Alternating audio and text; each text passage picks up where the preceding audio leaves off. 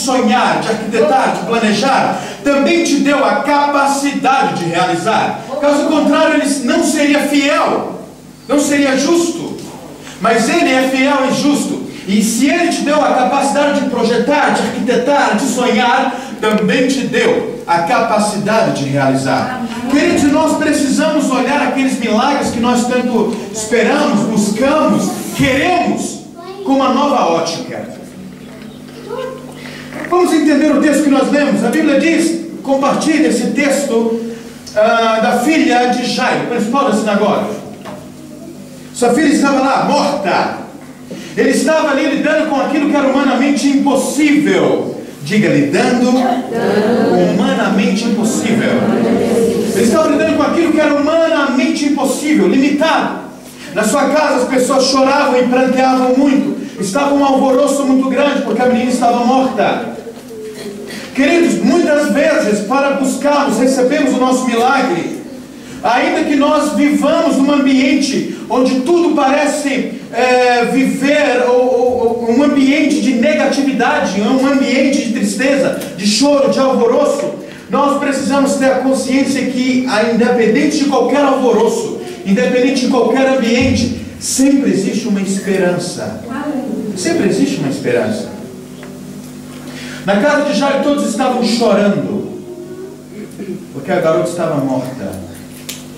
Meus irmãos, muitas vezes nós nos deparamos com situações, eu costumo falar que o mundo, a carne e o diabo criou diante de nós, em nosso redor, um cenário onde as possibilidades de avanços, de conquistas, são ínfimas, são pequenas. Muitas vezes nós vamos olhar para os lados, nós não vamos encontrar respostas, saídas, soluções. É verdade ou não? É por isso que Paulo nos orienta, lá em 2 Coríntios, por isso nunca desanimamos. Ainda que o nosso homem exterior se corrompa, contudo o nosso homem interior se renova de dia em dia, porque a nossa leve e momentânea tribulação produz para nós um eterno peso de glória acima de toda comparação. Quer dizer que é incomparável, acima de toda comparação, não atendendo nós nas coisas que se vê, mas nas coisas que não se vê, porque o que se vê é temporal, mas o que não se vê é eterno. Diga glória a Deus. Glória a Deus. Diante desse cenário, nós precisamos aprender a olhar pelos olhos da nossa fé. Diante de uma situação impossível, queridos, diante de nós, aquilo que os nossos olhos veem, nós não vamos encontrar saída, nós não vamos encontrar solução, mas precisamos aprender a olhar a situação que nos cerca com os olhos da fé. Diga para o teu irmão, aprenda a questionar. Os seus olhos estão vendo. Diga de novo, aprenda a questionar. Os seus olhos estão vendo. Queridos, porque muitas vezes nós precisamos de um milagre, buscamos por um milagre, mas ao nosso redor só existem barreiras.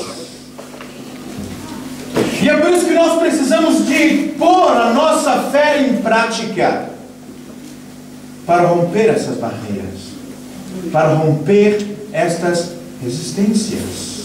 Diga amém. Amém. Então Jairo, que vivia naquele ambiente, naquele contexto de limitações, viu que a sua esperança estava em Jesus. Diga, ele viu a sua esperança em Jesus.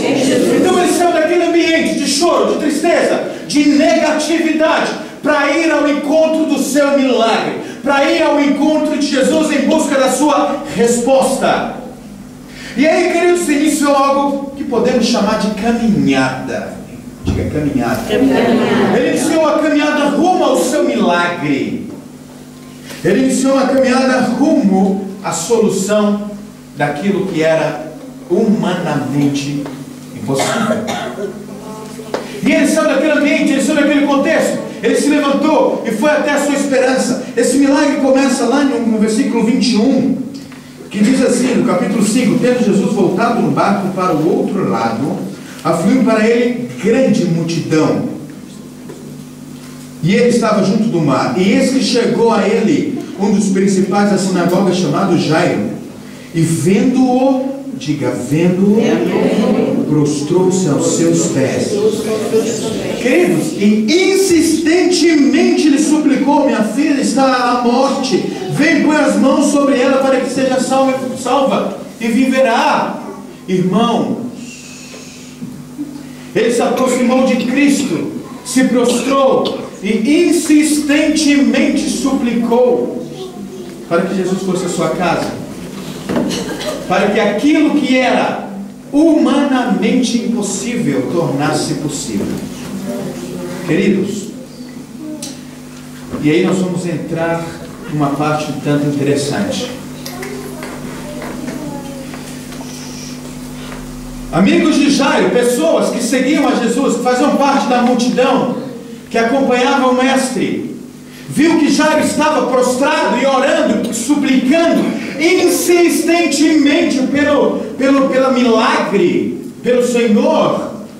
Aqueles amigos de Jairo, aquela multidão que seguia Jesus, se virou para Jairo e disse: por que incomodas o mestre? A tua filha já morreu. Irmãos, sabe o que isso quer dizer, queridos? Que quando você se levantar e buscar e caminhar em direção ao teu milagre, você vai encontrar resistências. Diga para o teu irmão: resistência. Não se engane, queridos. Quando você buscar pelo teu milagre, quando você buscar pelo Senhor, você vai encontrar resistência. Quando você, queridos, for se levantar, se erguer e caminhar na direção do teu milagre, você encontrará resistência. O interessante, queridos, é que foram as pessoas, os amigos de Jairo e pessoas que seguiam Jesus, que se viraram para Jairo e disseram: por que incomodas o mestre? A tua filha morreu. Sabe o que isso quer dizer, queridos? Quer dizer que muitas vezes as pessoas que deveriam nos motivar serão as primeiras a nos desanimar. Amém ou não amém? Amém. Às vezes as pessoas que deveriam nos dar uma palavra de motivação, as pessoas que deveriam nos dar uma palavra de ânimo, são aquelas que serão as primeiras a nos desanimar, a nos desmotivar. Isso é uma resistência.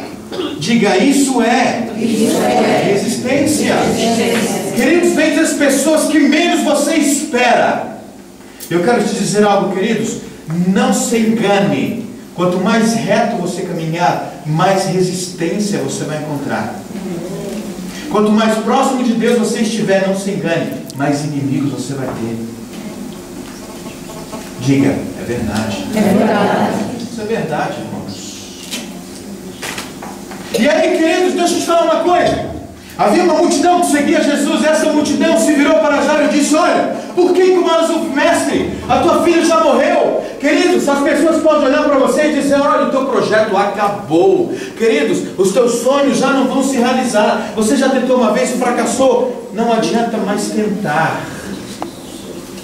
Queridos, a multidão vai te dizer isso. Fala para o teu irmão: a multidão vai te dizer isso.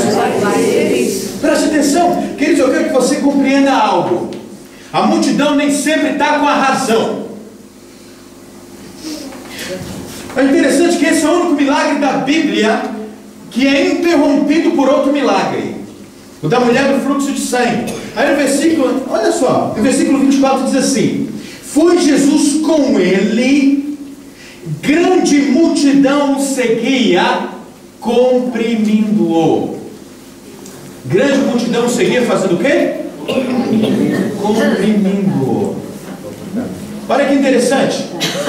Daí para frente compartilha a cura do milagre, a cura da mulher do fluxo de sangue. Olha que interessante. Vem cá, pastor Santos, por favor. Vem cá também, queridos. Olha que extraordinário. Olha que eu vou te provar como nem sempre a multidão está com a razão. A Bíblia diz que Jesus caminhava e as multidões o comprimiam. Algumas tradições dizem que as multidões o apertavam. Queridos, isso quer dizer que eu sou Jesus e essa é a multidão. Então Jesus andava e a multidão apertava. A multidão estava apertando a Jesus. Diga comigo, a multidão estava apertando a Jesus. Quando Jesus caminhava, a multidão estava lá apertando ele, comprimindo ele. De repente chegou uma mulher enferma, mulher fluxo de sangue, 12 anos. Se aproximou de Jesus e tocou nas vestes. Nas mesmas vestes que a multidão estava tocando. Nas mesmas. Só que para a multidão não saiu virtude. Saiu para aquela mulher. Por que se a multidão estava tocando nas mesmas vestes? Obrigado, irmãos. Sabe por quê, queridos? A unção de Deus só flui para quem tem propósito. Amém. Diga para o teu irmão, a unção.